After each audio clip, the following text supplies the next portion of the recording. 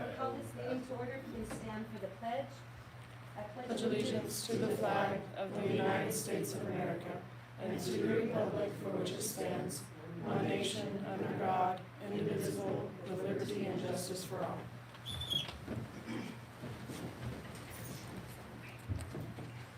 Does everyone have a chance to read over the agenda?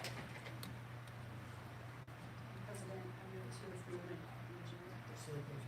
It's been moved to and seconded to approve and adopt the agenda. Any discussion? All those in favor, please say aye. Aye. All opposed? The agenda has been approved. Presentation and approval of the minutes. Madam President, I move that we approve the minutes of last meeting. It's been moved and seconded to approve the minutes of last meeting. Any discussion? All those in favor, please say aye. Aye. All opposed? The minutes of last meeting have been approved.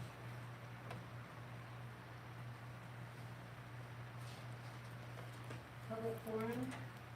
The Board of Education welcomes public comments during the visitors portion of the school board meeting agenda. All comments must be related to a topic on the agenda for that particular meeting. The public comment section of the agenda will be the only time the board takes any questions or comments from the public unless we as a board choose to solicit more information from a person or a group attending the meeting on matters specific to the agenda. Are there any names?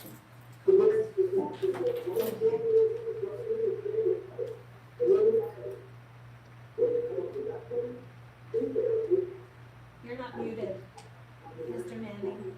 Yeah, I'm looking for it. Okay, that's okay.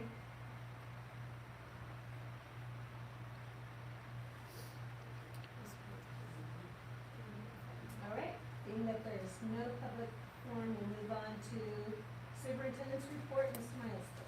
Madam President, members of the board, the last board meeting, I reported that all IT infrastructure has been moved over to Fortinet.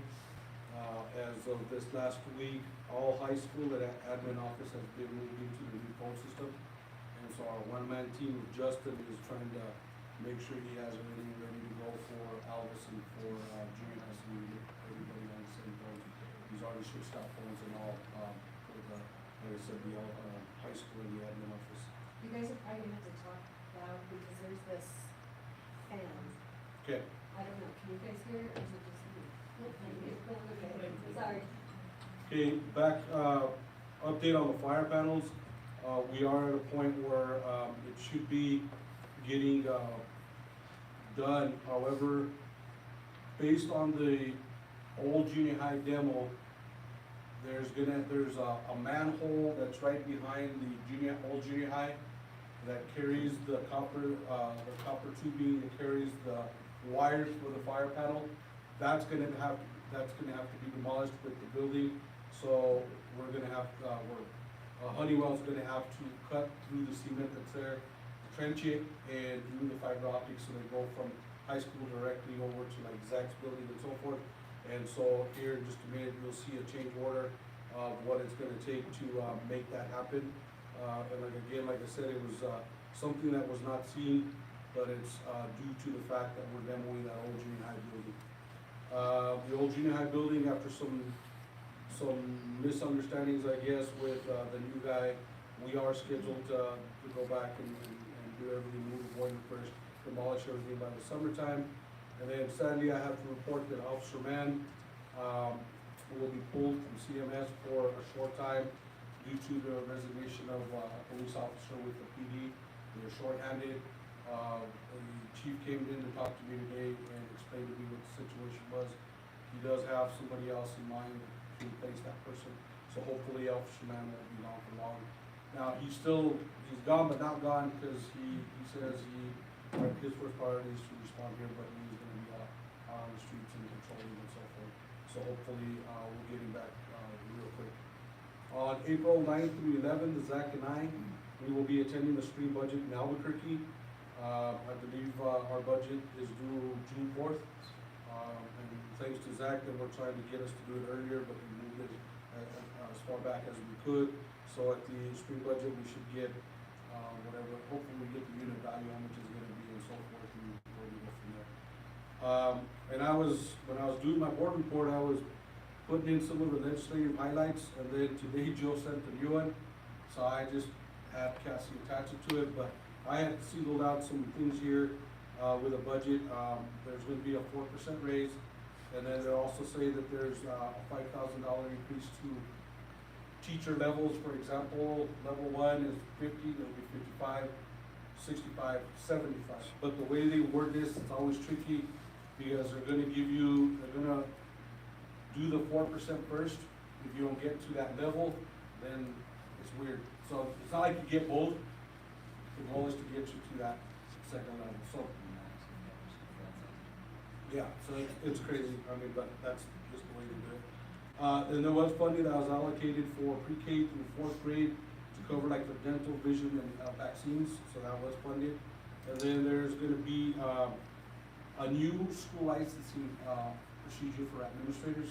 There's a level 1 for like site administrators, level 2, and then the highest, level you can get is a superintendent, license. For those of us that already have like our superintendent license and so forth, we're already grandfathered in and so forth.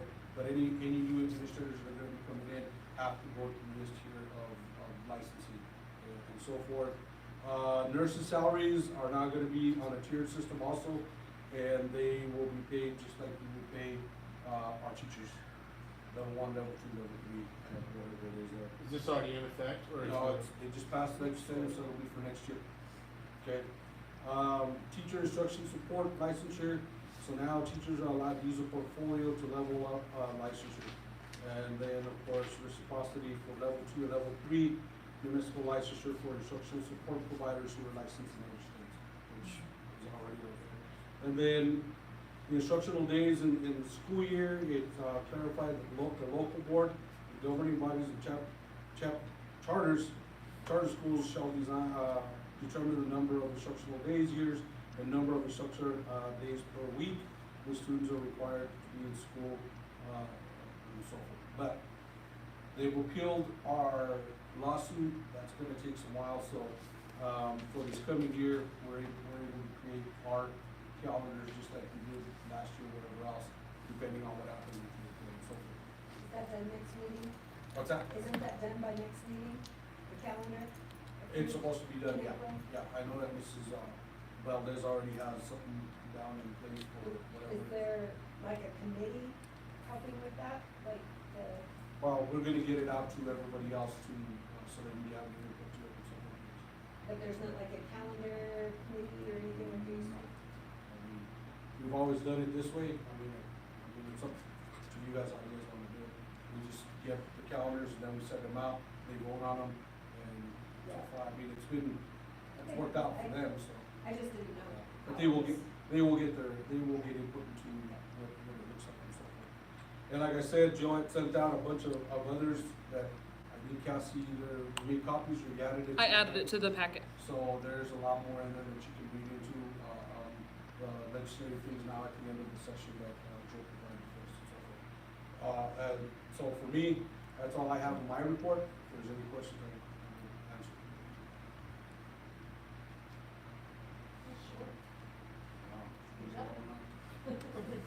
Good job. Okay, so next in line is Ms. Valdez. Good evening, Madam President, members of the board. A few things that will be happening this upcoming month, well, for the rest of March and then going into April. Parent-teacher conferences are all day this Friday, March 28th. Some teachers are already meeting with parents starting after school today. They've started those conferences. Our Aldous Elementary third 9 weeks honor roll awards will be Friday, April 4th at 12:30 at Aldous. We always have a pretty good turnout for that. Beginning Monday, April 7th through Friday, April 11th, we will begin our state testing for NAMASA. It's only our 3rd and 4th graders. And so we will be testing, there's ELA, there's 2 ELA sessions and 2 math sessions. Friday will be used for makeups on that. So I've been sending information, I'll be sending information out to families, just kind of letting them know, kiddos are gonna start testing during that time. On Tuesday, April 15th, we have decided to do a spring pack meeting, and so in the past, we've done an SEL night, we've done a literacy night, and so for our spring pack meeting, we're gonna be doing a STEAM night. So science, technology, engineering, arts, and mathematics. So what each grade level is going to be doing is they're going to have some sort of STEM activity. We're gonna be placed around Alvis so families can come in, do some activities. We're gonna try to get, some pizza or something like that, just for families to come in and just do something fun, get that family engagement. We've had a really great turnout the last few that we've done, so I'm hoping that that's something that, will be a good turnout for that. That's all I have. Awesome. Awesome. Thank you. Good evening, Madam President and members of the board. We have a family game night tomorrow night at 6 o'clock, really excited. We have pictures on Wednesday, parent-teacher conferences on Friday. We start state testing on Monday. So Monday we will do math, Tuesday we will do English, Wednesday math, and Thursday English.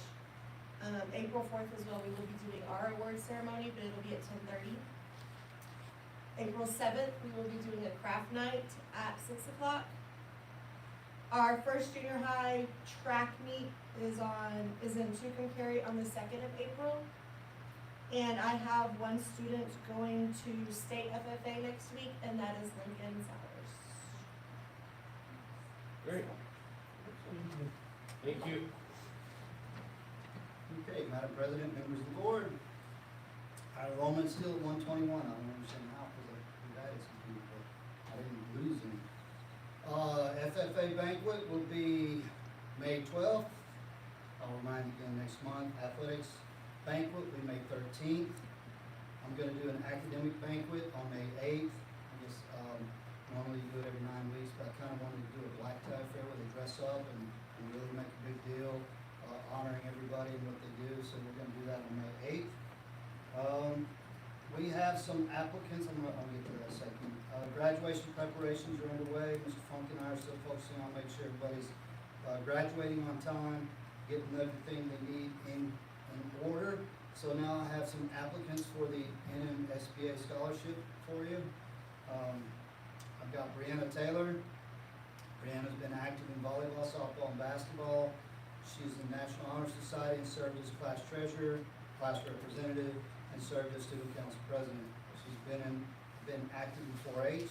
She was a finalist in the statewide math competition as an all-state vocalist. She's a finalist for the Daniel Scholarship and Quest Bridge Scholarship. She's been accepted to attend Purdue University. We also have Aisha Munoz. Aisha has been active in volleyball, basketball, and cheer. She's in the National Honor Society and has served as vice president in her class for all 4 years. She's been accepted to attend Newman University in Wichita, Kansas for X-ray or radiology. Bo Poling. Bo's been active in basketball and track. He was a state champion in pole vault his junior year, hopefully again his senior year. He's been a member of the FFA and has served as an officer all 4 years in high school, serving as president this year. He's also served as class president all 4 years of high school. He's a member of the National Honor Society and Clayton Student Council, serving as president this year. He's been accepted and will attend West Texas A&M University. That's what I got. Okay, under athletics, our cheer team should have won state. Yeah, we really should have won. They nailed it. They looked so good out there. It was one of the most impressive performances I've seen. And I watched every performance that morning. I sat in the crowd, watched every single one of them. The only one I thought that was near us was Plesko. They did a great job too. Everybody else, we were above, beyond. And when I saw the scores later, if we didn't receive a certain deduction, we would have had enough points to win state. But we didn't even place, we were fourth because of that. And There's 2 deductions, right? 2 deductions, one of them we absolutely deserved, but this one, the second one, What was that? there's new rules, I guess. Okay, so it was to do with how the Flyers' leg was being held and being supported. Wow. We have a picture of that he was doing it correctly. I guess he has to have a hand on the ankle and on the calf, or, yeah, calf muscle. Whereas they thought he was holding the bottom. And so they won't accept any kind of video or picture evidence. And so I was talking to Dusty, the NMAA, and I was like, guys, this isn't fair, we're getting shafted here. He's like, well, I'm sorry, that's the way it is. So afterwards, I guess we'll try to change it for next year. But, so this year, unfortunately, we didn't win, but man, they were good, okay? Baseball started 3-2. We've had a good start to our season. Played home versus Logan for a varsity doubleheader this Friday. Hopefully the weather stays like this. Softball has its first game tomorrow versus Mora. It's a home doubleheader. The track team will compete again this Saturday in Logan. Their first competition was last Saturday. I think that the spring break may have lowered the numbers, but we're hoping to have a better turnout coming up the rest of the year. We do host a junior high meet on the 14th of April, and we host our varsity meet on the 17th of April. We'll also host the district meet May 2nd. And again, state FFA will be going next week. They're going down there from the first week forth, and we'll report on how they did in the fall. Thank you. Good evening, Madam President, members of the board. For those of you online, I'm Andrea Kiesling. I'm the Special Education Coordinator for Clayton Schools. I am here to present our Gifted and Talented Plan. In July 2023, we did get a ruling from New Mexico that said we have to have one. Every district has to have one. So I worked a lot with Mrs. Valdez, with one of our former administrators, to come up with something. And this is kind of what we've come along with. It's about 20 pages, but I do have copies if you'd like some. I also have copies of the ruling if you'd like some. The idea is that what I appreciate is I've been working with a lot of stakeholders, our administration, teachers, parents, even my own daughter, because she might be one of those students that could be identified, as well as people at PED. They understand that there are districts like ours who have not had a gifted plan in who knows how long. The last time that I was able to check with anybody who was here at that time, they said it's been about 10 years. And then there's other districts who've never had one. So, PED understands that this is our first year in a very long time. They are willing to work with us. This is a live document. If there's something in here that doesn't work, we literally just have to make an email that says, okay, we need to change X, Y, Z. We're going to make it 1, 2, 3. That's it. Have you had a chance to look at the gifted plan? Okay, do you have any questions? Oh, come on. I have a question. Yes. So, on there it said that we don't offer any like AP or college So we have classes, dual is that credit right? courses, but we don't have AP because we don't have AP teachers. That being said, that's what it is right now. So let's say tomorrow, I've already submitted it to PED. They already have it in hand. They reviewed the draft, they asked for a few changes, but if that's something in the future that we could have, we just have to tell them we now offer AP classes. We'd like to go ahead and put that into our plan. Can you explain to me the difference like between AP and like college Sure. credit? AP is an advanced placement course. Okay. So it's, let's say you're doing biology, okay? You have to do biology in order to graduate, and that's high school standard. AP biology takes it a whole step further, and you're now taking, I guess our equivalent would be like an honors course, but you can get college credit for it too. So it's like the dual credit class, but it's a dual credit class for the honors college student. So by the time that they're starting to go into college, they've already taken biology. It's one thing already taken care of. I do believe that there is a cost though, is that correct, for AP? There's a cost for the exam Yeah. at the end, and they don't always take the exam. But I can tell you the difference is, and in my opinion, that it's better to do dual enrollment or have a teacher that can teach dual enrollment, because they do get college credit. On AP, some colleges don't accept that as credit. What's that? Don't you have to take back tests like? Yeah, you have to pass You have the to exam pass the too, book but test, even if you do, Yeah. some colleges won't take AP as credit for them. Because when I was, when we were in school, we did dual credit classes, you know, and then so like, it saved us a mountain of money being able to I think be, dual credit's much better. have dual credit through Mesa Land. Do we do Mesa Land? Is there a CCC or do we do any of that? Even Eastern now too. Oh, Eastern now too. Mm-hmm. Wow. Well, but a lot of those have to be online because to teach those in the building, you have to have like your masters in that, Yeah, Mm-hmm. a masters of biology, exactly. or a masters of English. Has it always been that way, or is that Yes. a new thing? And you have to have at least And there 18 used to hours be- in that I subject mean, too. You know, and depending on the teacher's license.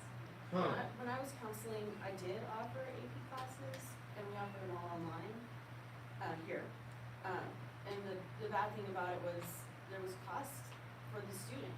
And so dual credit is free to the student, and if you pass the class, you do get the college Oh, dual credit is free. It wasn't free when I was. Yeah, it is the state reimburses for it. But anyway, and it was a lot of work for It whoever is. was in charge. It's that buzzword rigor, there is Yes. a lot of rigor going towards it. So, that, I mean, I think maybe that's why we haven't offered it lately, because there is a cost associated with it. But we do have dual credit. So we are still able to give something to those high school students. The biggest challenges right now that we are going to have with this gifted education plan is, number one, identifying students. I believe it was the appropriations bill, House Bill 2. I'm almost certain, the last time I talked to Christopher Vian at Penn, he did say that it would cover screenings, which is good. You know, we have to do it by the end of third grade, every student has to be screened for gifted or talented. They have to. Okay, great.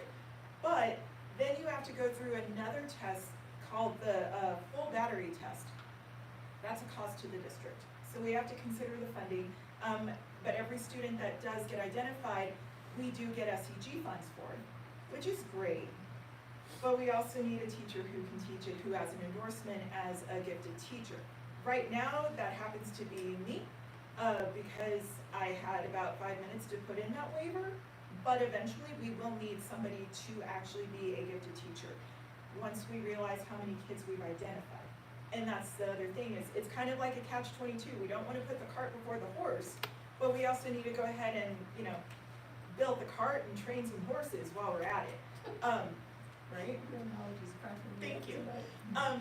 But it is something that is in progress. I am working with PED. They have weekly Zooms every week, and they're having another one, I believe, in 2 weeks, to actually show us how other schools have actually implemented their gifted and talented programs. So it's kind of an ongoing process.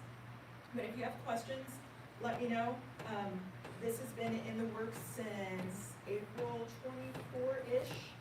So it's definitely not done. If anything needs to change, let me know. So It is looks that, like you put a lot of work and time into it, thank you. it does, it's amazing. Do we have to change any, it's like, it kind of worded like we had to change the policies in here to make this happen? In order Is that for right, us to or- change, well, we'd have to consider what policies we would wanna change. For this specifically, grade acceleration, we only have it from K to 3. So that would have to be handbook, we'd have to talk about that. We technically don't have subject acceleration in our handbook, but we also know that there are students who have been able to move up from 8th grade math to algebra 1, something like that. Those would have to be things that we'd have to consider, but we'd also have to make sure that we have the people in place in order to do those things. So right now, we don't have to change anything for now. But if we decide that we want to do more, that we do have people that are willing to get gifted, endorsed, and we can provide those programs, we absolutely can. For some of the younger grades, K through 6, I believe I have it, or K through 7, something like that. We are actually talking with the extension office, where they would bring in enrichment. And that's part of your gifted program. It doesn't necessarily have to be a class that's just going to challenge you all the time. Sometimes it can just be the extension office coming in and they do their worms presentation. Or maybe we take that a step further and we're making a garden, something like that. You never know. But that's kind of where we're starting. I made it so that if we had to implement it today, we could. But in the future, and it's in there, I believe on like page 15 or 16, we're talking about what can we do in the future to improve the program. Any other questions? Well, I do believe if there's anybody who can build the cart and train horses, it's Thanks. you. I don't even ride horses, thank you. Well, that's right. It is incredible. Right, Yeah. you just gotta train them. Is this K through 12? I like Sorry. your attitude towards it, that's great. Yeah. It's, technically K through 11, because the 12th graders will be obviously graduating. We won't have time to implement and give them everything right now. But, yeah, it would be for the entire school district. So we would need somebody in every school that was certified gifted. Just one right now. I was doing some preliminary data digging. If we were to start today and we only based it off of NAMASA scores, ASR scores, iReady scores, we would be looking at a max of about 29 students that could possibly be identified. However, that goes down into a team, and the team would have to decide, is this student, we understand that they can test well, but do they have the true capabilities to handle more challenging work? And that team could whittle that down. If we were looking at just one of those, it would be, one of those scores, it would be about 29 students. If we were looking at 2 or more, it brings it down to about 14. So 14 students for the entire district, maybe, but it would be up to a team. So is there a certain percentage that you can't go over? Kind of No. like your sped population in Our, general, right? the target from the National Association of Gifted Children is 8%. That's the target. But PED understands most of us aren't there yet because we have 0. We are literally at 0%. And they're working with us as much as they can to get us to like 2%, which would be 7 students for our district. But 8% is the target. There's no such thing as over-identification. So yeah, if we ended up with 50 students who were in a gifted and talented program, fabulous. As long as we can really truly support them, we can do it. Then you might need 2 teachers. Maybe. I hope so.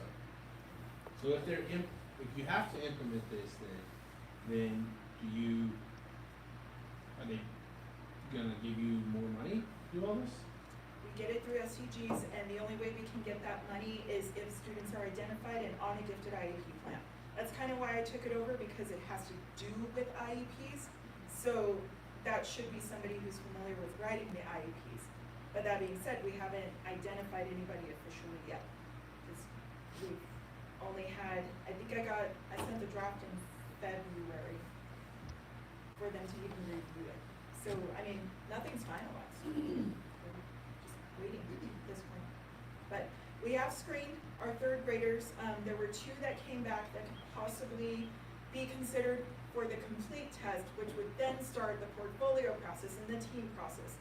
It's just a very long, drawn-out situation, but everybody's in the same boat right now. I think it's awesome. I think it's awesome to like let your kids go as far as they can go. Anyone else? Any questions? Thank you. All right, thank you. Madam President, members of the board, I also listed under here an update on the summer recreation program. I know that there's Zach and Mrs. Valdez and board member Wood that, and did you go, John? Jen, I did. So, is there any update on that, success you had? Yep, we got some updates. Me and Jenna went to, and Chelsea went to the joint comm meeting, and I think the county's definitely willing to help us get our funding. They're gonna let us know for sure. We gave them like the presentation and the layout of the plan, and they're gonna let us know for sure when that's gonna be ready on the 8th. So they'll let us know exactly like how many funds we're gonna be able to get, and then didn't get a whole lot of love on the fiscal agent part of that, but we're working on that too. And then me and Jenna went to the city council meeting, and they're willing to help us, and they're gonna let us know how much they can do on the 9th, and as well as a facility. So hopefully either the armory or the air park will be available for the kids to use. But we did get some good news today. As of today, the bank, the CEO of the Bank of Clovis called, and they're willing to help us. So I think that's huge. So that's gonna take it to the next level, I think. They're willing to maybe be, hopefully the fiscal agent and maybe help us financially with it, which will be fantastic. And I don't know that yet. We don't know that yet.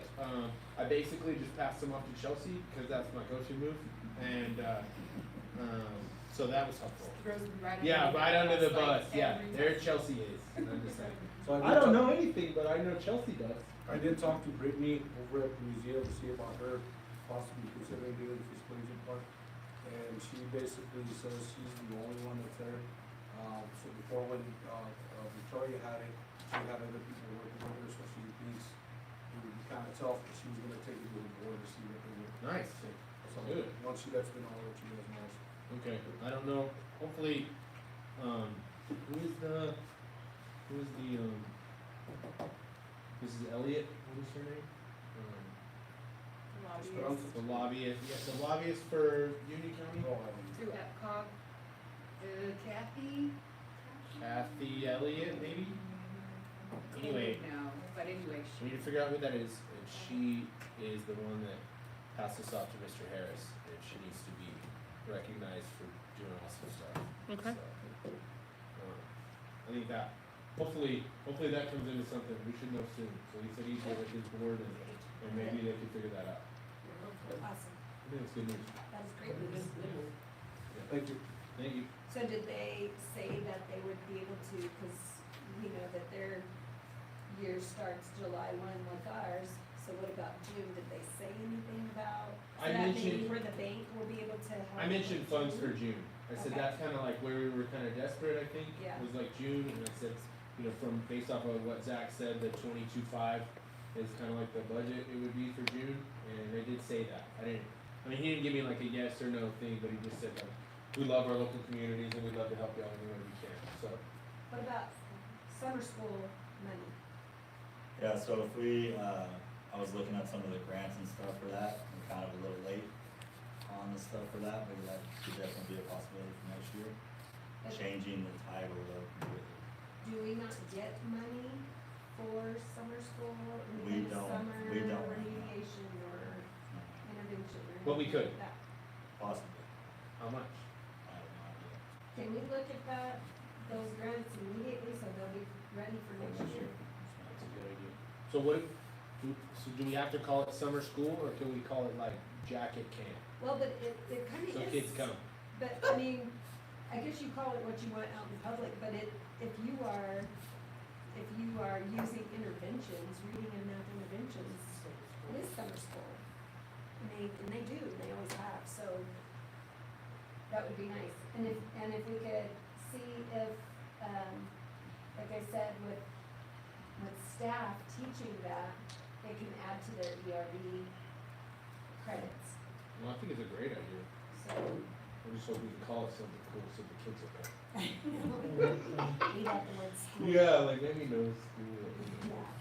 But then they show up and they're like, surprise, we're doing science.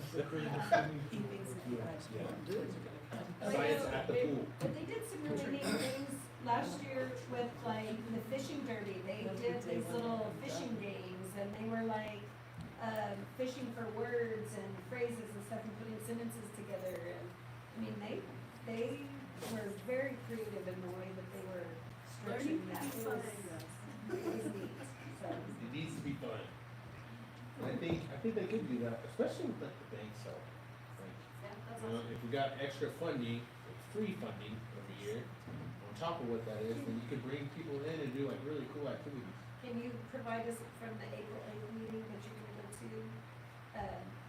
So next meeting, we'll make sure we put this as another update, just to kind of keep it running. I feel like the more it's advertised in our minutes, in the newspaper or wherever else, the more attention it might get, and it's like, oh, well, we committed to this, we better, you know, Good from idea. other entities, That's a good idea. so. Yes, ma'am. Okay, anything else on Center Rec? I have one more question on skip people. We don't have to do anything about today. So we No. gotta Put it on the just, items for next time. We don't have to do anything at all. It's already been submitted to HUD. Yeah, They've already given us recommendations. We're just waiting for them to say, great job. Okay, I just don't want to fall through the cracks or whatever. not unless we have to do something with our policy later. Okay. Right, then we would have to do something. Okay, sorry about that. Okay.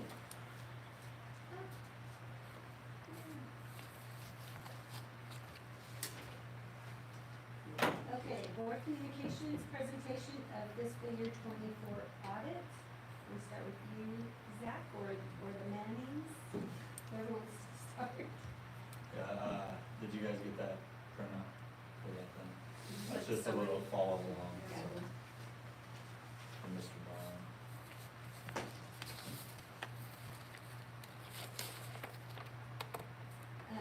Mr. Manning, you're up. Okay, couldn't quite hear Zach, so I wasn't sure. Well, thank you for giving us time to present this evening. Get it pulled up here. Closed my wrong screen. Just a second.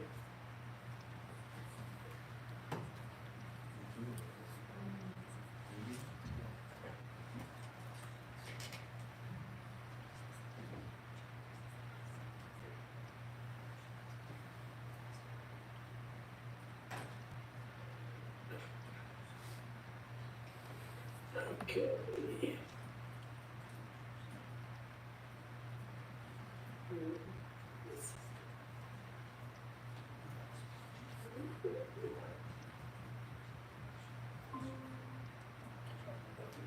Okay, can you see your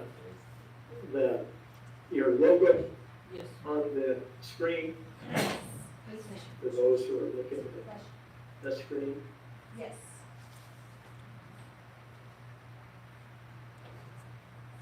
Can you hear me? Yes. Yes. Can you hear me okay? Oh, Kim, you're muted. Am I muted? Hello. Oh. I'm sorry. Yes, we can see you and we can, or we could see you. Never mind. Oh. Keep going. He was like, I'm out. It's like being on CNN. We lost him against Steve.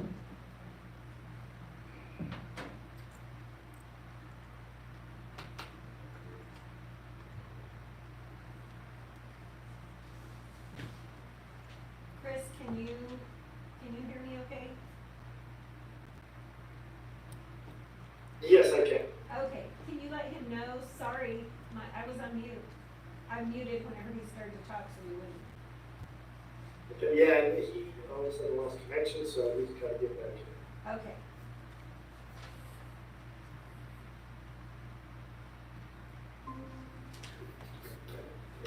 I'm- Okay, can you hear me now? Yes, I'm sorry about that, that wasn't even your fault, sorry about that. Oh, well, figured the way I do with this Google sometimes, who knows? So, can you see your logo on the screen? Yes, Okay, just wanted to make sure we've got that up. So, thank you for allowing us to present the audit this year. The district overall did make some significant improvements from the previous year. Still got a little ways to go, but moving in the right direction. So, as Chris and I present, if you have any questions, don't hesitate to stop us and ask those questions. They have a kind of a summary, I think, they provided to you that will allow us to kind of follow through on the presentation. On pages 4, 5, and 6, you have your independent auditor's report. And that opinion is an unmodified opinion, which is the best opinion possible. So it is the opinion we're trying to get. It begins with the opinion, the basis for that opinion, responsibilities of management for the financial statements, because we always remind everybody, these are not our financial statements, they're yours. We just accumulate them and put them together and report on them. Then it goes over the auditor's responsibilities of the report, and then some required supplementary information that the standards they have to be there, and some other supplementary information that the state auditors rule and other standards say need to be in the report as well. Now, on page 7, you have your statement of net position, which is like a large balance sheet for the district. Down at the very bottom, the second to last line, you'll see that your total net position is about 618,000 negative. Now, the reason for it being negative, the state makes you take your portion of the state retirement fund and the retiree healthcare fund related to employees of Clayton Schools. And those liabilities on your books are over $11.6 million. So that's why you end up with a net position. But those are all paper items. They don't mean anything. Nobody's going to come to Clayton and ask for their check at the end of every month in retirement. So it's a little bit of a bookkeeping issue. On page 8, you have your statement of activities, which is an income statement in essence presented in a funny way. For the year, the change in that position went up about $3.8 million.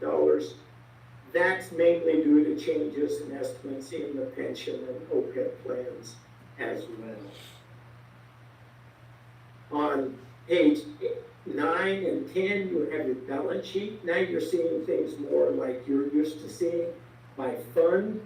The operational fund, the 11,000 fund is the fund you're used to dealing with most. The cash, usually point that out, is made up of 3 numbers. The cash and temporary investments, your interfund receivables, which is the amount you've loaned to other funds because the state or the federal government owes you that amount that they haven't reimbursed yet. And then you subtract out these accrued payroll liabilities, which are basically checks that are held at year end that we write back in as a liability for your NIPSIA or your ERB, REC, those types of things. In total, your operational cash is about $1.9 million. And that's an increase of about $360,000 from the previous year. On pages 12 and 13 is your statement of revenues, expenditures, and changes in fund balance. For the operational fund, revenues exceeded expenditures by about $356,000 in the current year. And for all of your funds, about $336,000 revenues exceeded expenditures. You also had a bond for $545,000. You had to revert to the state about $47,000 through transportation, and we booked of about $10,000 that was issuance of a lease obligation. Now on pages 23 through 52 are your notes to the financial statements. I recommend that you read through these. If you're an insomniac, take them to bed with you and they'll help you go to sleep several nights in a row as you work through them.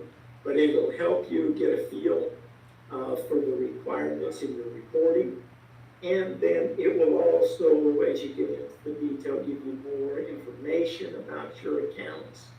As you come through it, you'll get down where it'll talk about your cash, your receivables, your capital assets, your debt. So all those critical areas, it'll go into more detail of what they are and your balances and the requirements on them. Now we're going to jump way down to pages 92 and 93, for your report on the internal control. And we're going to turn it over to Chris at this time. He's going to walk you through the back half of the report.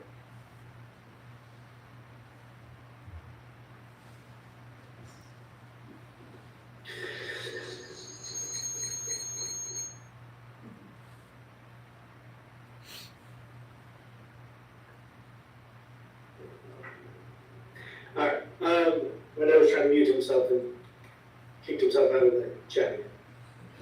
So, I'm going to start with the report on control of the financial reporting and compliance and other matters.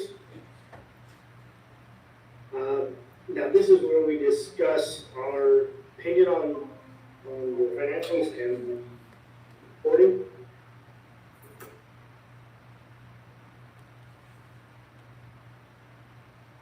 Okay.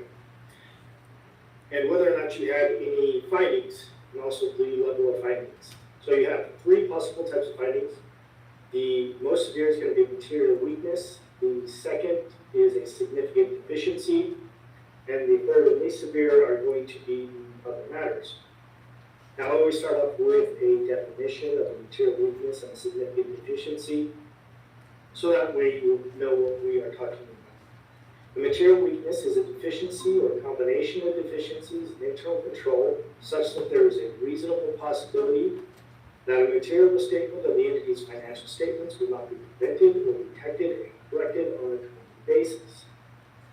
A significant deficiency is a deficiency or a combination of deficiencies in internal control that is less severe than a material weakness, yet important enough to merit attention by those charged with governance.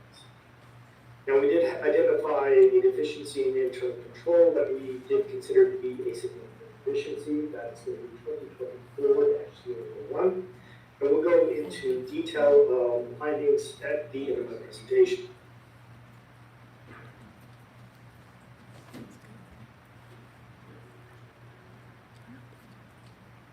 We also did have some additional findings that we did in those matters. These are going to be 2024-03 through 2024-008.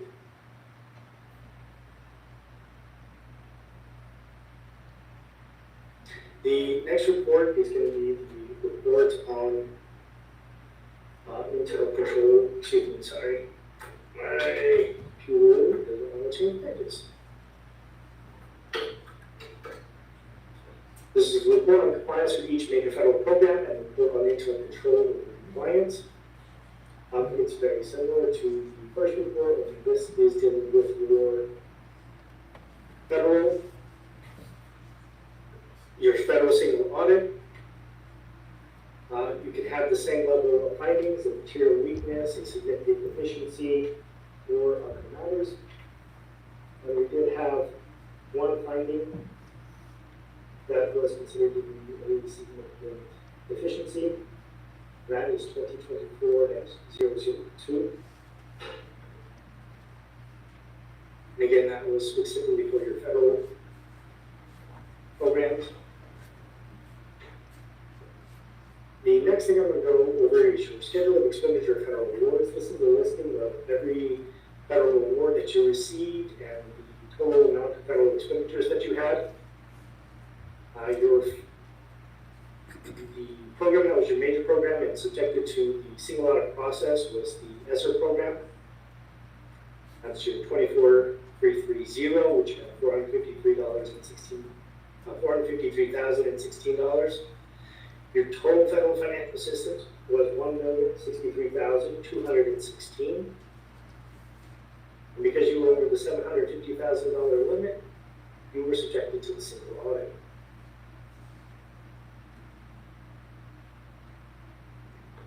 Next is going to be the schedule of findings and question cause. And it starts off with just kind of a brief repeat of the findings, the financials as a whole. It lists the type of auditor's report that was issued. In this case, it was modified, which is the best opinion that you have. It then talks about the findings of the financial statements and whether you have any material weaknesses, deficiencies, or non-compliance with other materials in the financial statements. And then it does the same thing for the federal awards specifically, whether there were any material weaknesses, significant deficiencies. Then it lists your major programs and the federal assistance listing number for the Education Stabilization Fund, the dollar threshold to distinguish between type A and type B, which has a state of $750,000, and whether or not the auditee qualified as a low-risk auditee, which you did. Now we get into the findings specifically, and we start with your financial statement findings. These are going to be your more severe, whether you have material weakness or significant deficiencies that you can list here. I'll go over the formatting of the first finding here, so that way you have an idea of the way the findings are laid out, so you can read over them in more detail, but we will go over the conditions for each of them. So the first one is 2024-01. This is your improper cash controls, and you see that in brackets 2023-002. That lets you know that this is a repeat finding from the prior year. There in parentheses is also going to be significant deficiency, telling you the level of finding that we had, and again that this is a repeat and modification of last year's audit, the finding. The first section is going to be the criteria. The criteria is going to list the NMSA, the NMAC, the federal regulation, PSAB guidance, whatever is the controlling legislation or regulation for the finding. And then within that, we try to bold the specific aspect of that controlling legislation or that is applicable to your finding. And sometimes there are multiple different NMSAs or NMACs involved. The next section will be the condition. And this is where we lay out what we actually found. So during our review of cash reconciliations, cash controls, we identified the following issues. None of the monthly reconciliations done timely. The reconciliation for the year not being reviewed by a second individual who signs the dates of the reconciliations for proof bank reconciliations having proper review. The district has maintained stale dated checks in each of its accounts. That will list the operational, the amount of the operational, the athletic, and in activity. And then because this is a repeat finding, after the condition, we will have a quick statement on how this finding in the current year compares to the prior year. So in the prior year's audit, the district was not doing timely reconciliations, the secondary sign-off, 12,000 stale dated checks. So the district has not made progress in this area. Next, we have the cause, and this is what, in our opinion, caused the finding to occur. Then you have the effect. This is the effect on either your financials or your internal control. And the auditor's recommendation, and this is where we as auditors list our recommendation to the district on how to correct this finding. And then lastly, in the finding, you will have the responsible officials view. This is the district's response to the finding, the specific corrective action plan the district plans to take, the timeline for completion of the corrective action plan, and the employee or employees who are responsible for the timeline. And this is where, as members of the board, this is where I suggest you would look, so that way if you wanted to follow up with the district on the findings, say 3 or 4 months, this is where you would go to get the information of who you want to speak to.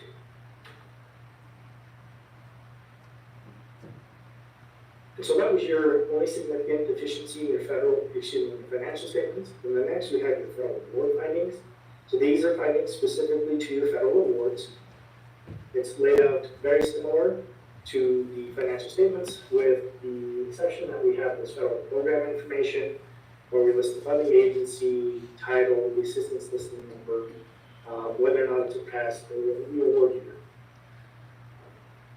But everything else is laid out the same until we get to we have the question cost. So federal findings will also have this section on question cost. If there were any dollars that we could identify and were tied to the finding, they would go here. In this case, it was unknown.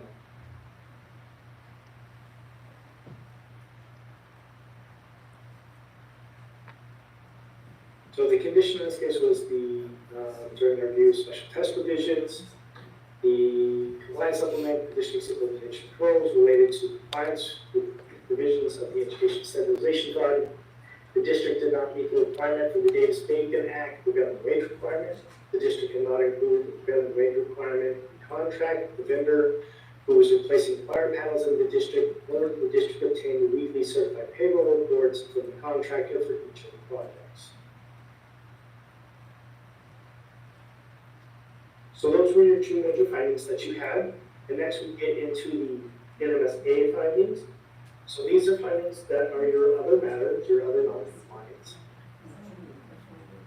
They, the state of New Mexico, you have what we call zero materiality. What that means is, in the state of New Mexico, if you have a single incident of non-compliance or a single logger that is not in alignment, we're required to put that into your financial statements. Now, many of these findings would not be included in financial statements in another state where the auditor's discretion was permitted. So the first finding here is going to be the missing purchase orders and payment authorization. This is the most common finding for school districts because you have a higher burden for the purchase orders than the municipal. You have to have your purchase order before you have basically decided to purchase anything. So before you have any sort of invoice or you order anything on Amazon, you must have your purchase order in place, whereas municipalities generally like to have a purchase order before the check is issued. So in this case, during review of activity disbursements, we had two items where purchase order was not authorized prior to receiving goods or services. Then we list the amount of that invoice, when it was dated, and when the purchase order was authorized for both of those incidents. We also had the same thing in our review of credit cards, where we had no receipt for a purchase of $74.06.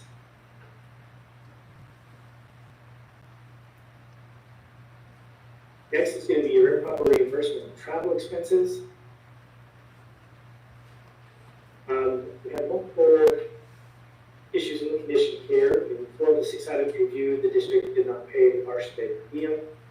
In 4 of 6 items, the district travel form does not have time and dates of travel listed. In 2 of the 6 items reviewed, the district overpaid reimbursable expenses. And in 1 of 6 items reviewed, the district reimbursed the improper amount of the partial day per diem.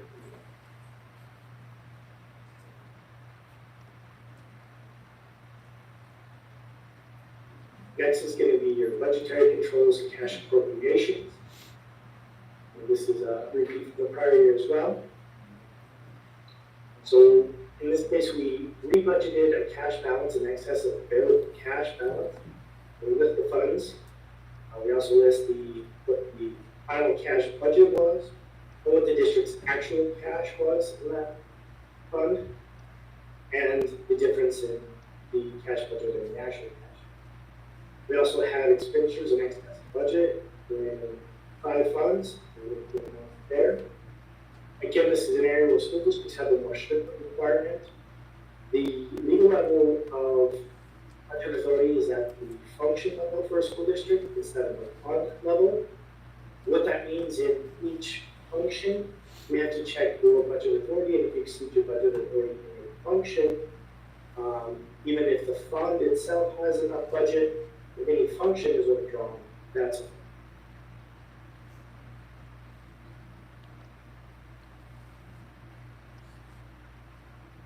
Next is 2024-06, have missing I-9s. The 3 of our 5 employee was reviewed. The I-9 is either missing or it's not properly filled out by the employee.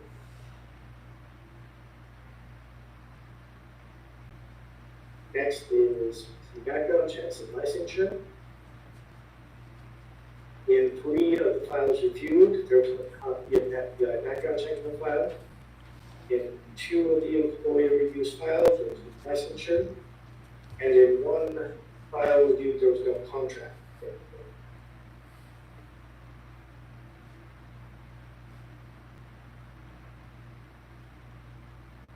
Next is our no recording fixed asset certification. The district in the prior did not have a board certify its fixed asset inventory and it did not applies quarterly. So once a year, members of the board will be presented with fixed asset inventory and certify it.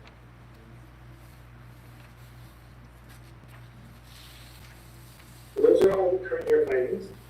And the last section I have here is going to be our review of prior year findings. This is where we list each of the findings that were in the prior year. They are broken up between financial statement findings, your federal award findings, and the MSA findings. And then at the end, you're going to have whether those findings in the prior year were resolved or whether they were repeated. So in the prior year, we had improper control of journal entries, which was resolved. Failure to timely remit federal withholding taxes was resolved. Improper receipts, deposits, and deposits not made within 24 hours was resolved. So those were three of your material weaknesses or significant deficiencies. In the prior year, we had no federal reward findings. And then your NMSA findings that were resolved were improper approval budget adjustments, the late reporting of employer contributions for RHC, improper ERB deductions, and equity and athletics reporting. And that completes my presentation. Any questions?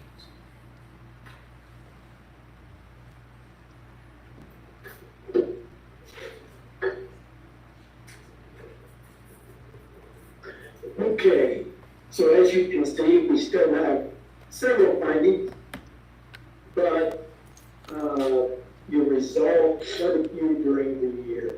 So that's a good job for those working on it.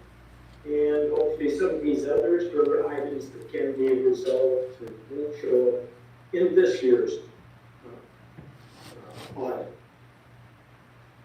Any questions? If not, we'll turn the time back over to you.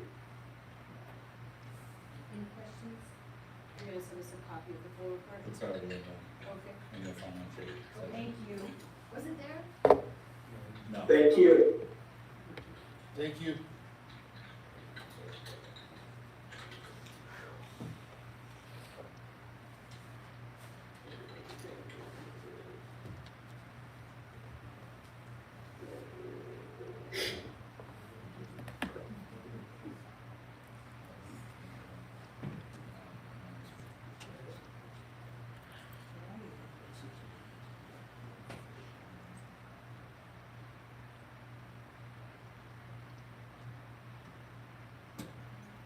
Okay, there are no questions. We will move on to Mr. Durbin, transportation.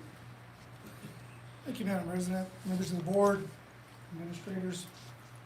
Those of you that are online, I'm Paul Durbin, Transportation Supervisor here at the school.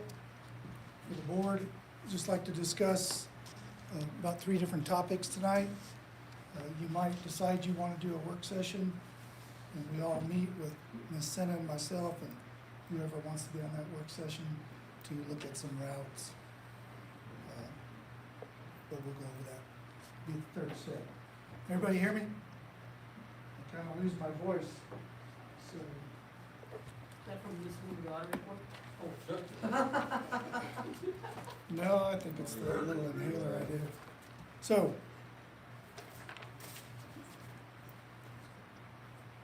I thought I had somebody that was interested in taking over that already works for the district, but that kind of fell through. But in your policy, which is the transportation policy for the Clayton schools, you have to be 21 years of age to drive a bus in your policy. It's the exact same for activity vehicles. You have to be 21 years of age. I don't know if you want to go in and amend these to say 18 like the federal code, but federally, you can drive at 18, a school bus. So I wanted to get something in writing, so I sent Pat an email and they answered it. I'm just gonna read it. A driver who is 18 years of age or older can drive a school bus, as per federal regulation. Would be able to apply for a commercial driver's license. If the district has it in a written policy that the driver applicant would be restricted to the age of 21, to be allowed, which ours is. So we've made it more extreme. But if you change it, then an 18-year-old can drive, but they're restricted to the state of New Mexico. They can't leave the boundaries. They get a K restriction on their driver's license, and they can't leave the state, can't drive outside the state. So that might be something you guys look at. I have no idea, since 2010, this is the way this was written, except for one time we went in and did a bunch of corrections and changed like one thing. And it was amended or adopted in 2017. So that would be something you guys would have to discuss and see. You might be able to find more drivers. I have no idea why we make it 21 and but federally you can drive at 18.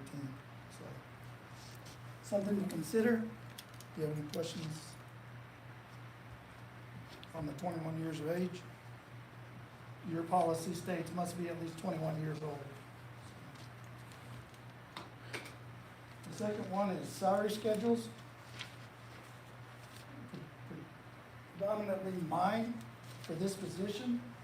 And why I bring this up is, and the board has a copy of this, and Mr. Maestas, is you might be easier to find somebody with little to no experience if you raise that zero experience number from $26,000. When I was in South Dakota in August of 24, they at one of the cities up there, they had an opening for a transportation supervisor, and the minimum was $96,000. So we're way below that. This actually is when I started. That was maintenance. Well, I do appreciate the $1 raise. Yeah, I do appreciate it. I mean, That's almost a slap in the face.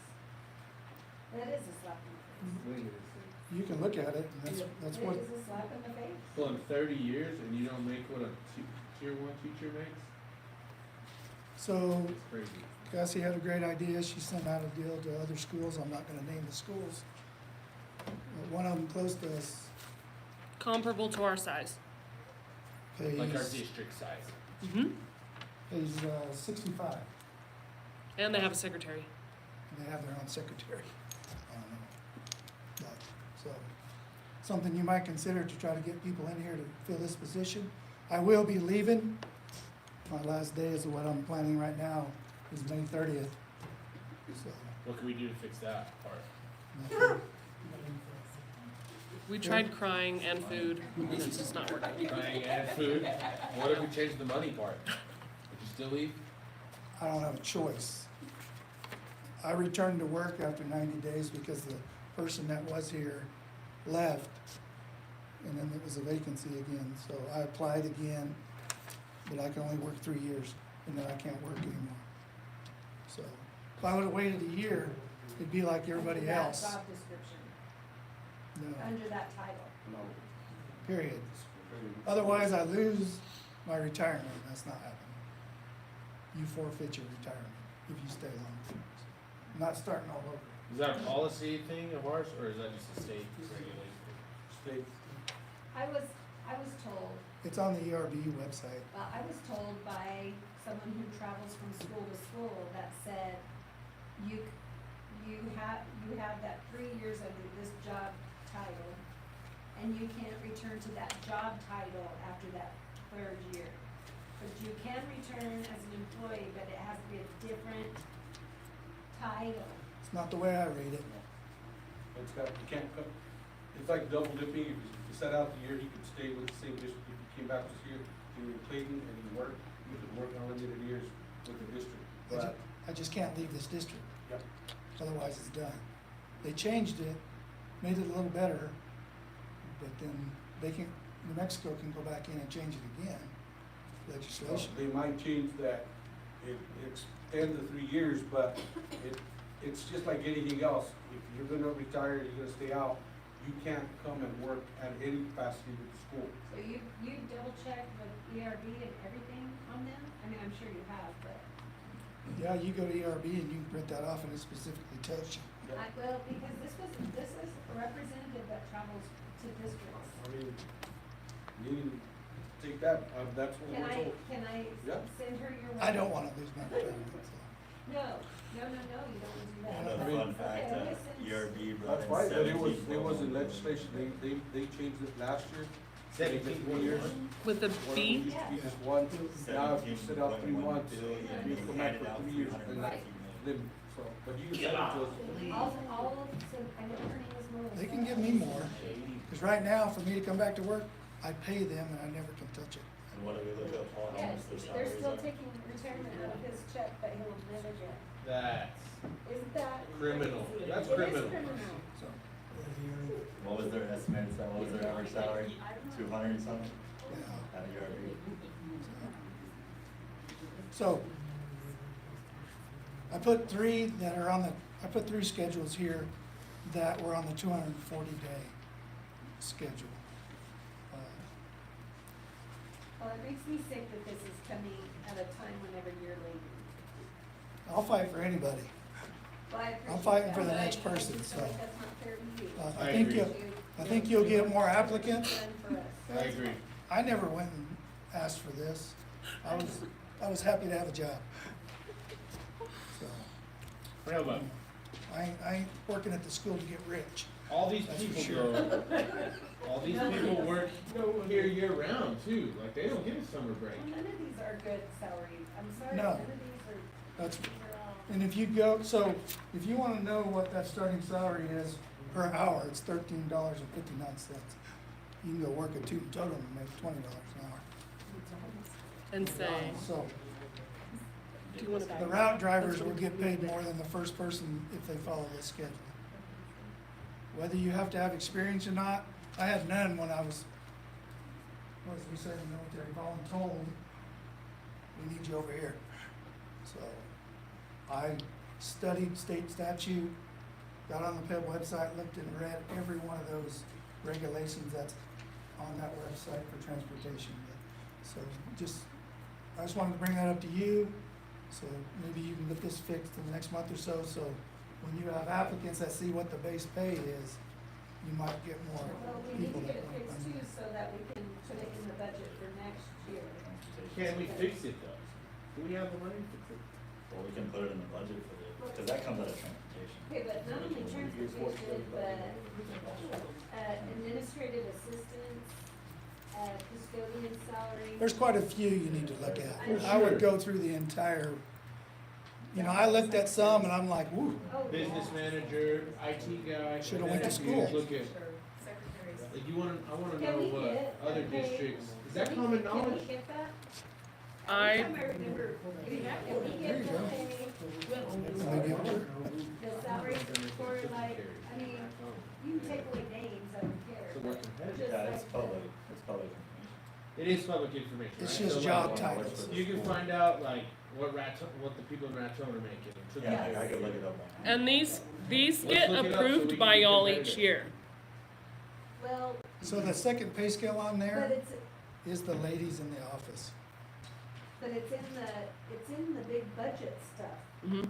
And it, I mean, to me, I feel like it has to be separate for, because it's hard to pay attention to, the budget is so big, it's hard to notice everything. And I'm sorry, but it's too important not to look at separately. So, if somebody's looking at the pay scale going, "Whew," Who wants to do that? Well, why would it be a teacher? I was gonna apply at PED until I seen what their base pay was. Why would you be a custodian when you could be a teacher? Well, college degree for one. Yeah, but they'll pay for you to go to school too. Well, but if you wanna be a teacher, you may not wanna be a teacher. Well, if I look at this, I would want to be a teacher.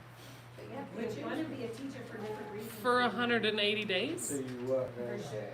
teaching is not the easiest job in the world. No. No, I don't, I'm not saying that teaching is. No, easy. it's not. I'm saying like, this is ridiculous. Well, in all fairness to all this too, I feel kinda like I'm getting thrown under the bus here right now.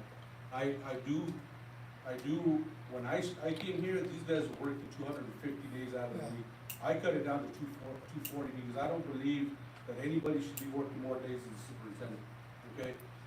And yeah, it's easy to say this, and this, and that, when you get your budget, you gotta understand something, you're a year behind. Our budget that's gonna be created this coming year is based on the numbers we have this year, okay?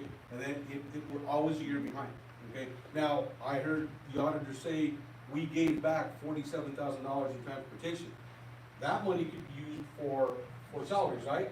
So all this whole time, they've been telling Paul, you got $20,000, spend it in a month. It's hard to do $20,000 in a month. If that could be something that could be used to that salary, let's do it, okay? But to say that, I'm taking this a little personally, that I haven't tried to make things better for these guys is not true. Because I mean, I'm just, said that. yeah, I didn't say, that's how I'm feeling. I have the right Well, to express my But you attitude. don't approve that. I No. mean, we do, but what I'm saying is, this, in a pile of budget information, this is, I mean, these are only 3 pages. Right, I mean, and it's all hard these, to notice. all these get approved with the budget when we do the salary, and everything has to be approved by the board. And so, I mean, it's like, if there's stuff, we ask every year for a wish list on things that, where we wanna look at and so forth. But you gotta keep in mind that you're using this year's numbers to fund next year's. That's just how the budget is, and that's what kinda limits you. You wanna do the things, it's great. Now, if we could use that money, the transportation money, like you said, to lift that up, then that doesn't hurt the operational part of it, then it's something that you can do. Because if we're giving back 20,000, 40,000, let's put it to somebody's salary. I agree 100% with that, you know what I'm saying? And so, that's the other issue there, that if we're gonna, there's no way we should be giving money back. The other thing that I was talking to Zach, if we have too much carryover money right now, that 4% raise they're gonna give, they're gonna make us use our money first before they give us any funding for it. Well, so then these 3 right here, and I know EA's got a raise too, but I feel like they should be thrown into, I just do. I mean, I know that there are some EAs that have to change drivers at school of big kids, not little kids, big kids. And that's a tough job, and that's hard to keep these people. You know what I mean? I think it's, I do, and we've been. Yeah, you can't oversee the cafeteria ladies either, because without them, there wouldn't be no school. Yeah, theirs Exactly, well, is, that's what I mean, like, let's cafeteria's look at terrible. everybody. Cafeteria, we have maintenance, if we can look at I just wanna see the pay scale for all of them. And I wanna see compared to other districts too, they're like, Yes. in the same district as us, like a chicken carrier, Raton. Like, are we comparable to them? So whatever, Cause you can't compete if you're not. wherever you found that salary schedule of a comparable size school. I just asked specifically for that position.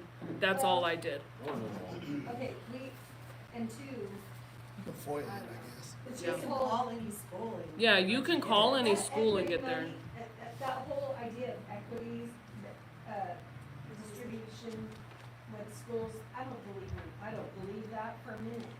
That doesn't happen. We don't get the same amount of money that JAL I mean, I know that they have their more oil money and stuff, but it's just, it's not fair. But if we can get that money back, Ms. Francis, so if you have I guess, so like last year, we didn't even know how much money we were gonna have for our budget whenever we had to submit it, right? Cause like, I mean, you had to submit it before you even knew how much you were gonna get back, right? because it was. Which county. seems to me, I don't know, like, I literally don't know how you do that. You just make like a wish list, like, Yeah, that's exactly what they call it. Give us a wish list of things that you want us to look, to like include in the budget.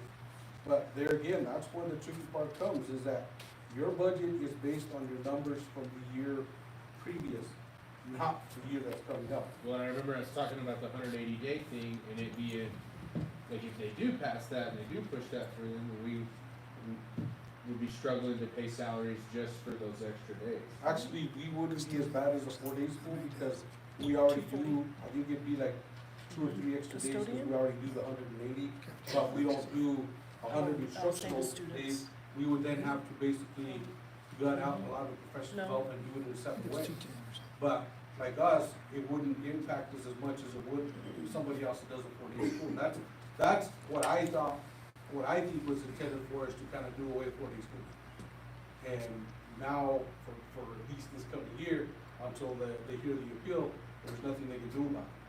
But if they win the appeal, which I think all you have to do is outlast the 2 years that the governor's in, and then the new governor comes in, it may be a different story. But it's just like the state board that we're wanting to get across, they passed unanimously, which is gonna veto it. So, All that work. She did veto it. yeah, she already, you know, You so, already did? mhm. So, I mean, 180. Sorry, She Bob, did back veto to, her veto. go ahead. We want to hear more. No, that was it for that, for that. For the salary Didn't, schedule? Okay. didn't mean to open a can of worms, but, No, it's a good can. so, I'd like to just read it. It's eligible riders, eligible students for busing. Some of you might be aware of what state statute is.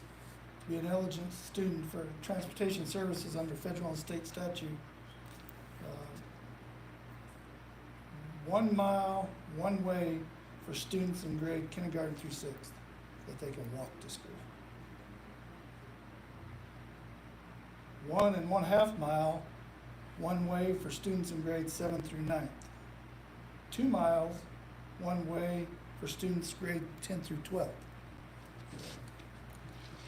This is what you might want to do a work session. I've been talking to Batilla, Ms. Wise, about just putting designated bus stops with a sign that says this is student bus stop. And then that's where they go and they don't go anywhere else. Because you're losing maybe 4 drivers by next year, or the people that are not coming back. So trying to stay ahead of it, trying to leave the district in a better shape. I don't want to leave them just, I'm out of here. So trying to figure out how to make it better for the town plus the district with the drivers that potentially you could have. I have no idea if O&O is gonna retire or not. so technically, how many kids that are on bus 25 fall within that radius of the? So go to the AM map, please. So you can zoom in. So this is bus 25. There's 16 stops. It's a little old because I don't go to 11 anymore. This is on my Google Maps. I'd love to see every driver get on this and lay their route out. There's certain features on this that you can do that is handy for Priscilla and Senna, that if they just shared it with her, I shared all these with her. So if you go and click a number, it just doesn't matter any number.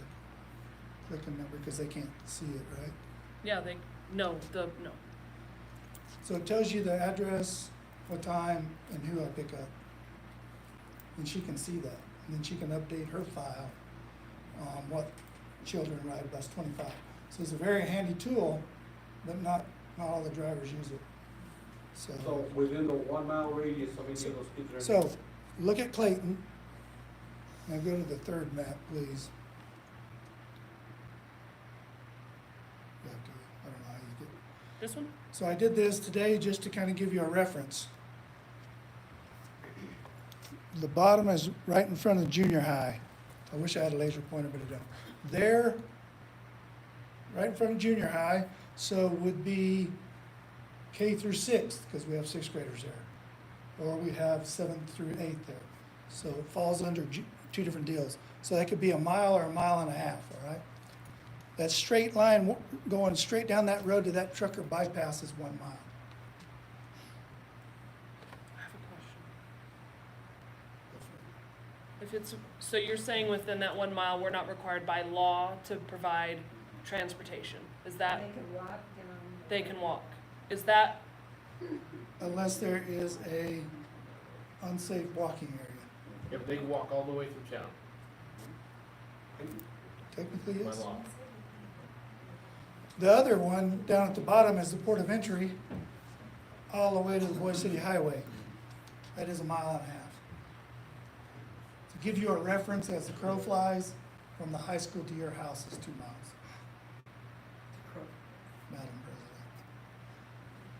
it's a long way. That's a big walk. And I don't know if people do that in the big city or not, but they might. I have no idea. Just to give you a reference of, that is a mile.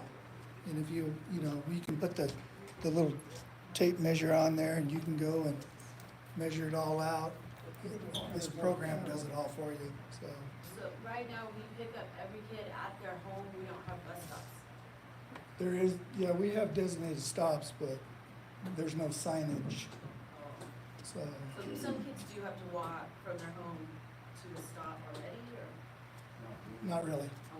So, that's my route. It comes out to be 5 miles. How long does it take you to do this route every day? To actually picking up kids, probably 30 minutes, depending on the weather. Faster than I thought. That's a lot of stops. Yeah, it is. So, that's all. There's a lot of stops. So to give you a reference, Proximity of Yeah, each go other. ahead. to give you a reference,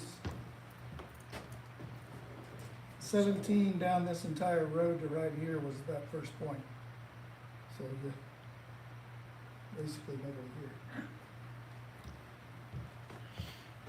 So you're saying like you could consolidate some of those and make. That's what I'd like to sit down and work with whoever wants to work on it and pinpoint, and then all routes are approved by the board. for that. Could we do like a committee and? Yeah, I don't, I mean, if you wanted, we could do that. I mean, we could, even in that committee, I don't know if we would wanna bring. just trying to leave the district in a better way. Now, 44 goes across the railroad tracks, which I've tried to get a hold of Ped, they didn't return my phone call, and we had our break, so I'll try again this week to get a, I wanna see if they have on record anything that the school before 2010 that applied for a hazardous walking condition. I don't know of any. So technically, you go into another state statute that tells you, okay, this is what qualifies. I have the state statute. When you go into other state statutes, when it gets into this, because then it gets complicated. So, it's called determining hazardous walking conditions. And once you look at it, it's amazing. Because I think that's why they lowered down First Street to 30 miles an hour. It's because now all you need is pavement marking. This says anything greater, a high speed of 40 miles an hour or higher. That's nowhere in town. The highest thing we have in town is 35. So, and then it goes into how big the walking area is outside of the road, to how many vehicles cross that road within 1 minute, then an hour, and that all has to be calculated by the state of New Mexico highway. They bring in and set their equipment up and do that, so. But it's a lot of vehicles. Walking across a roadway or an intersection. I could read it to you, but you guys can read it too. Secondary school children, a rate of 70 vehicles per minute. Elementary children, a rate of 55 vehicles a minute. Golly. Don't know where you're ever gonna get that here in Clayton, so. So when it comes down to hazardous walking, but they have to be, if you say there is one, there's a form you fill out that you can print off of the PEB website under transportation. You as the president signs that form, and then it has to be approved by PED So, I'm sure a to be a hazardous, hazardous walking. well, a hazardous walking condition would be where like large trucks, who, it's hard for them to stop, like, I mean, and they're all over this place.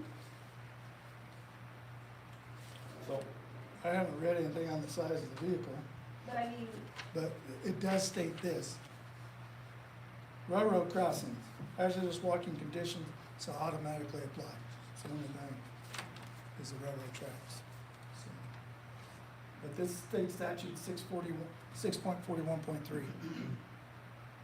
And then it goes into other ones that you have to, when they, like, section 22-16-4, the MAC,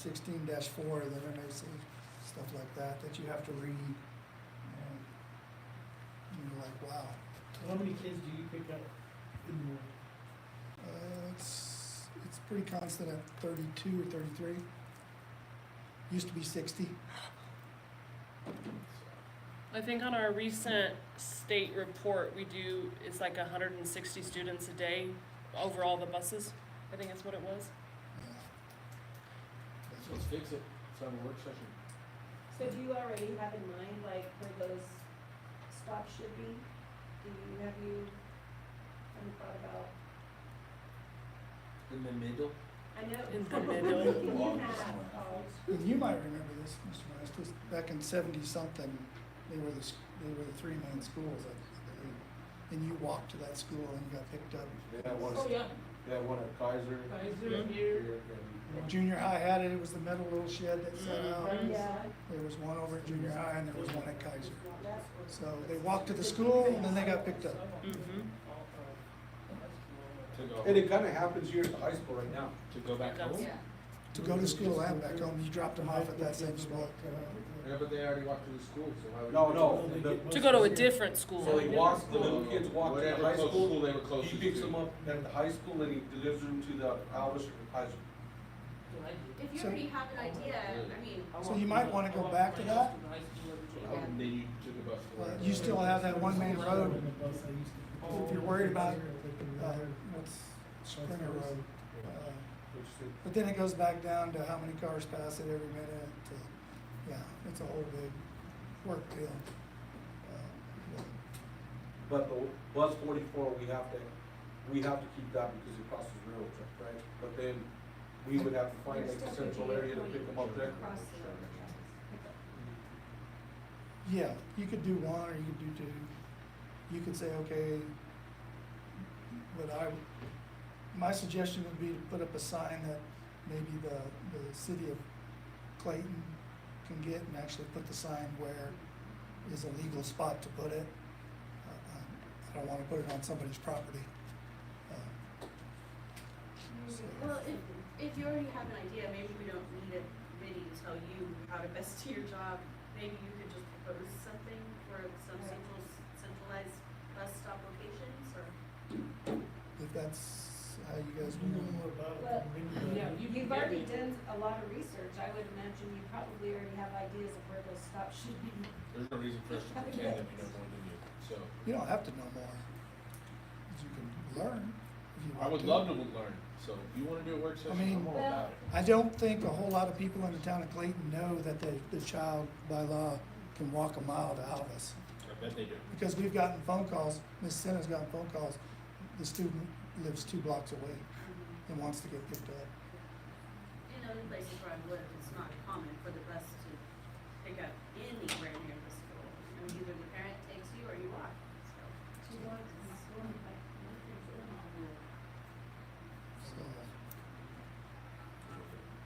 So. I took my kid. I didn't take him, but luckily we had grandparents that dropped him off at school. So, would you mind if you have those ideas, that we? You want me to put a presentation together and come back next Well, month? it doesn't have to be bells and whistles, but it could be something that you know is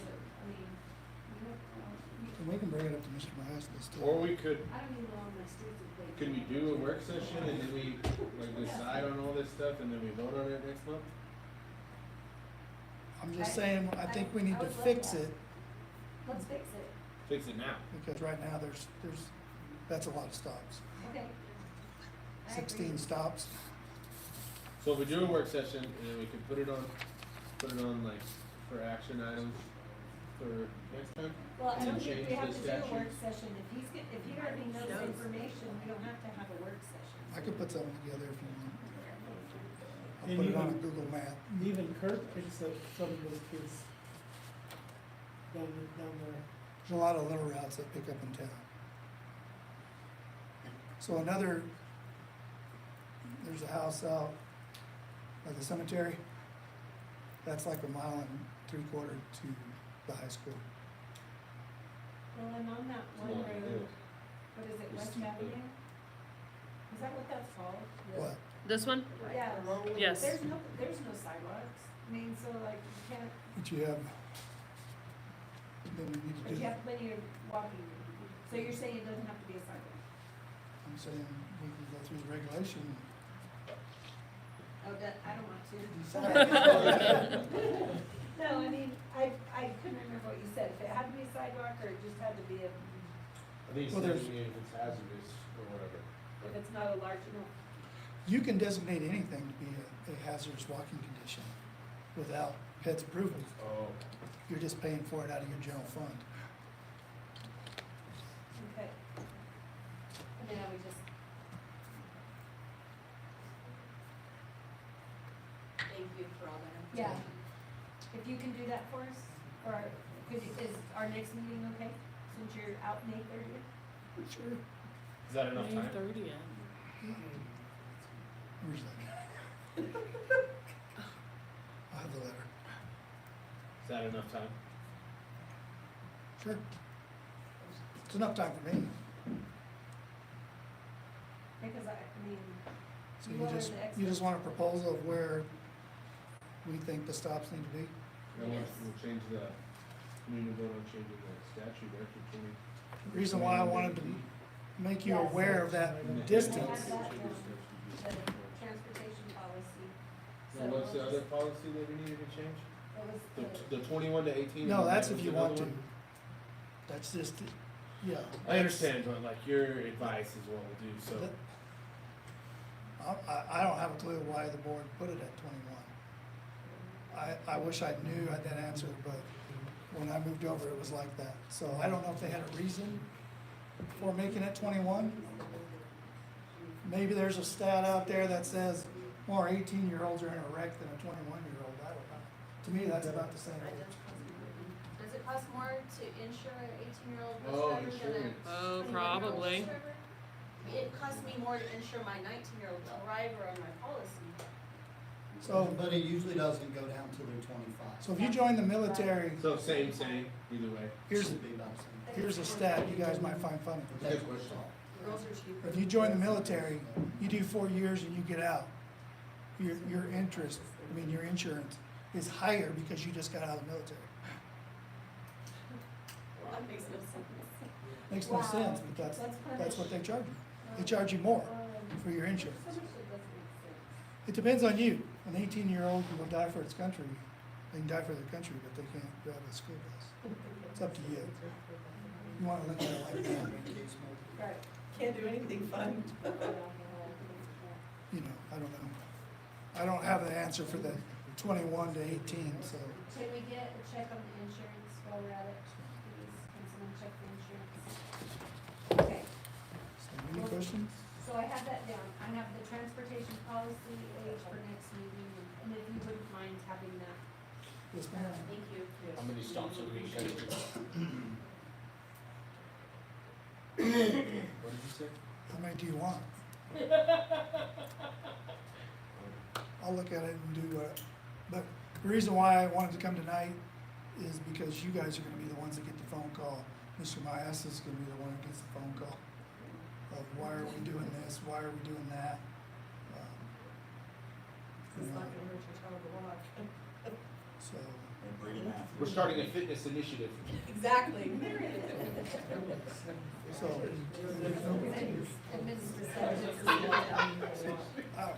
The class okay, is- if no questions, then thank you for your time.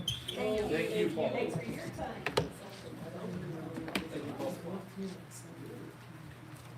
Okay. So moving on to item C, first reading of policy service advisories 246, 47 through 60. 47 through 60 is all about the nicotine. And then 46 is the retiree. So it's just the first reading. Any questions on that? Nope. SBA Fall 25 regional meeting hosted in Clayton. So we did, Jen and I volunteered Clayton to host the Fall regional meeting. Serious? Serious? Why not? That's awesome. Let's I think get our it's hours great. here at home. We went to Um, Cimarron. We would like to maybe like give like either Mr. Doherty's like a heads up to see if they could help us with some little tables. Is that where you guys got the yellow jacket? Yes.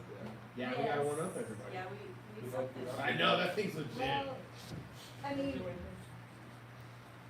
yeah, they made different things in the past, they can be as creative as they want.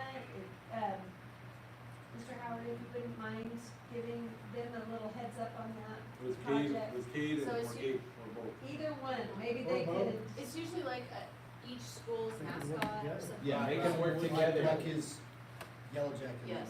Yeah. well, that came from, Cimarron, did Big- Cimarron make that for us? that big old. Yes, that they big- did. And then the coasters and shoes. Yeah, our coasters, but we need to Better, bring them here. better than all of them. Okay. Yeah, we'll talk to the shop for. Okay, okay. And then so, before you move on, Ms. Lee's already said she's gonna attend on This the 14th, April 14th. Yes. Anybody else going to that? in Las Vegas. Las Vegas from 5:30 to 8:30, which usually is a Monday night, right? Yeah, you get two. How many hours of credit do we get? Three. Two. Yeah, because I thought it was three. April 14th? It's Monday, April 14th. So, Is that your track they meet? told us. The regional meeting. That's junior high track Yes, meet, huh? junior high, You guys need help with the junior high track meet? yes. He's trying to do that. Oh, yeah. Say no. We've got one on the 14th and then one on the 17th as well, 2 in 1 week. Well, you're gonna get some here for the fall because remember the June, January to December. Yes, sir. Let's say track meet. Because I don't have any, because if y'all are already done with your track meet. We all went to Santa Fe. But we have that, but because now it goes January 1st through December 31st instead of August 1st through July 31st. So you'll have the next training in June, you'll have this, if you wanna go to this, you'll have the fall one, and then you'll have the December training. Oh, You're nice. gonna have plenty of Enough to get it opportunity. done. Right. Oh. Yeah. Have you already said that? No, no. That's why I'm asking. Let's help with the track That's why meet. I was like, no. We'll go to the next one, we'll Let's help go with the in track June meet. to the law conference or You whatever. only need 5 this time. Okay, No. ma'am, please, thank you. Put you on the track meet, help us. Yes, Oh, yeah. that's what I heard. Yes? That's what I heard. Okay, We're in. Look at that, 2 volunteers. And I don't have to train anybody. Hey. I will call and let them know we're not, everybody's gonna be there. If there's no baseball on the 14th or whenever that is, the high school one, I'm pretty sure that the shot put, I know all the boys. Nice. There you go. What time is that, the 17th track would start? No suckers don't cross that one. Three. Yeah. Hey, my son was. I think that's the fat one timer? time. Yeah, like I eight. think that's, I mean, you have like scratch meeting at 2 Yeah, they're and gonna then charge. the meeting at 3. Anytime during the week, that's usually when they start. If it's on Saturday, usually it's early in the morning. Zach, Yeah, we just- Oh, you make that. 35 years. Half the time I try. Oh, to pay the drunk. We're gonna be redoing Okay, it. we're gonna move on, guys, let's go to financial matters, consideration approval of financial reports. Second. It's been moved and seconded to approve financial reports, any discussion? All those in favor, please say aye. Aye. All those opposed, financial reports have been approved. Bars and transfers. And I do have, 2 bars on there as well. The one is the increase for the rural and low income, the code 24-160, and then the other one is for the ed fellows. Didn't realize that when we got the amendment, we had to go in there and create a bar to adjust it, so now we're doing it. So we need to increase that one.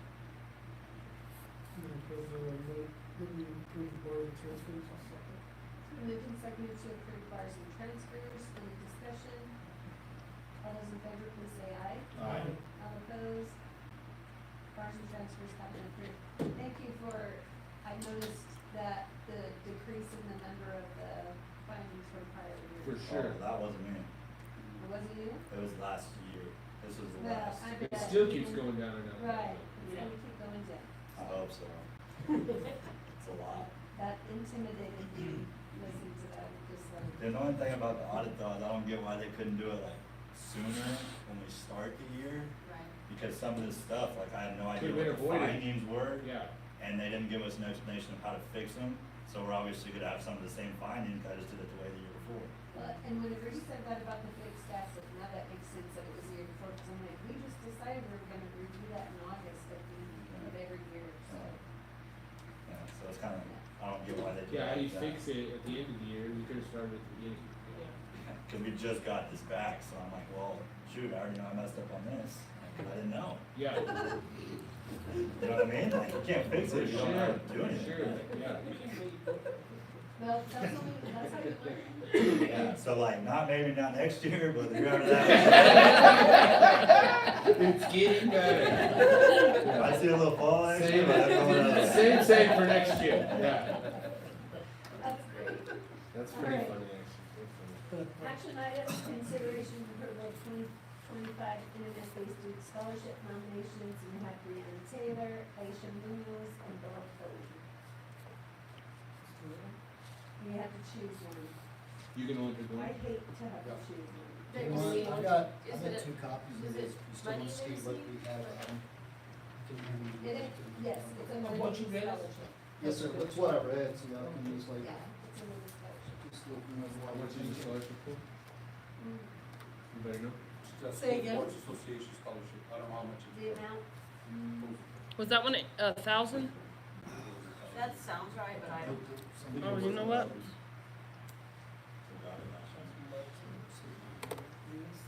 Brianna Taylor's pretty good.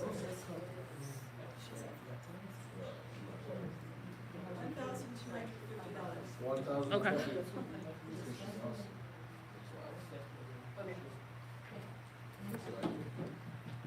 And, oh, I'm sorry. Go ahead, please. I'm not 100%, but I do believe, Aisha also has been awarded a big scholarship, so. That's what? Has been awarded a very big scholarship. And so she's, and I'm not sure, you know, how Brianna's doing, she said she's up for those, but she'll find out at the end of the month. what it is. This, this Daniel scholarship, does it pay for all of your all of your education for 4 years? 4 years? That's a good one. Incredible. Oh, she's a finalist. It's like lots of Yeah, people. yeah, it's like one of the big things in the US. Yeah. I'm sure Bo is too, but I haven't heard anything from what he's received so far. I'll have to, I'm sure you have to qualify based on your income For the scholarship? for the Daniel Scholarship. Mm. I would like to nominate Brianna Taylor for the NMSBA Student Scholarship. A second. Yeah. We all It's been moved and seconded to nominate Brianna Taylor for the 2025 NMSBA Student Scholarship. Any discussion? All those in favor, please say aye. All opposed? So Brianna Taylor will be our nominee for the 2025 NMSBA Student Scholarship. Awesome. And it's about our turn to get somebody from this area. Consideration approval of change order number 2, required trenching, conduit, and fiber installation in the amount of $55,614.94. That's what we were talking about. That's the one I explained to you because of the demolition, what it's gonna do to the manhole where it's already has the existing wires, so we have to reroute it. We have to go. Madam President, I wish that we could move that money to the transportation department. So sick of these dang fire panels. But, Madam President, I move that we approve the change order number 2, required trenching, conduit, and fiber installation in the amount of $55,614.94. Second. It's been moved and seconded to change the order to the amount of $55,614.94. Where are you at? Say it again. Say it again. No. You Say it in a said, you said minute. to change the order, To change, to approve the change order. change order number 2. Okay. All those in favor, please say aye. All opposed? Okay, the change two, requiring trenching, conduit, and fiber installation in the amount of $55,614.94 has been approved. Says savings. Okay. Items suggested for future meetings, I have transportation policy, the age requirement, salary schedules. Update on the summer program, summer. Yeah. Somewhere, yeah, because you will have attended. Who's going with you? I have to state test in electronic paper. Is everybody going to? Which day is that, that's? Super good question. I think it's the 8th and the 9th, but I'm not positive. It's the 8th. TA for the county. I think the 9th is, they said, is it the day before or the day after is the city one? I think the day after. City is usually on a Wednesday. I could probably, will you Great. let me know? Oh, I can. I'm pretty I'll sure. let you know. I'll figure it out. Let me look right here because Brandon sent me. It's 8th and 9th. The county is 8th and 9th. Yeah, April 8th is the county's. Okay, so then I say we see. Okay, great. Thank you. We have the bus stops, and then calendar, right?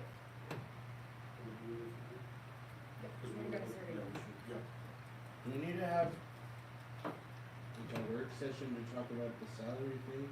Like when would we fix that? I think that's a budget question too. Budget. When do we fix that? We have to go to state budget, like I said, on the 9th and the 11th, and then after that, we get all that we need, so we start building the budget from that point on. And see what we can add to it, and then we can adjust and take away, we're gonna have to take away from something, right? Obviously, so. We have to figure out what we can live without to pay our people more. Let's sell some of our buses since we don't have any drivers. And people are gonna be walking. Anyway, sorry, pal. Had to pay some people. And a free Pay some Fitbit. people. Well, guys, that's our stress, how far? I don't think you know what you get for an old bus. Nothing? I remember not too long ago. Mr. Maestas Kind got of a like better that deal than. WPA stuff. Worth a lot of money. Can't sell it for anything. We got rid of 3 Suburbans and a bus, right? But you worked a pretty good deal because they turned around and gave us more. That's the first time I've ever seen that. So the big bus does not go for a lot of money, an activity bus. Well, seriously. And how much does a new activity bus cost? Like those 3 that we got? Can we, You don't wanna know? Activity bus, The better, the more Like paint the you yellow put on jacket it. ones. pretty ones cost more, no? Gus? They're probably not as good as the. The last one was what, 160, something like that. Since we asked you to communicate with me again, can you 140 talk to her something. and ask her about the salary, like if there's anything that we can Grant look stuff at? out there? I will, for sure. Okay, And ask her about the. I'm just about gonna some of switch it the out. Out of school, the summer thing that you're talking about, it's called out of school time grant. out of school time grant. Says it's for the 26-27 school year. It gives out a 3-year grant award to potential schools. On the municipal code, or PED. Gus, will you send me your update from the last meeting with the city and the county? Just jot down, like, your little update, cause I didn't write anything down. Oh, yeah, Okay, sure. cool. Like just send your email of like what all, Yeah. like that's stuff that we just don't know. Yeah, Okay. Okay, anything else for future meetings? it's perfect. Anything, anyone? Going once, twice, twice sold. Okay, Madam President, I move to adjourn. Second. been moved and seconded to adjourn the meeting. All those in, well,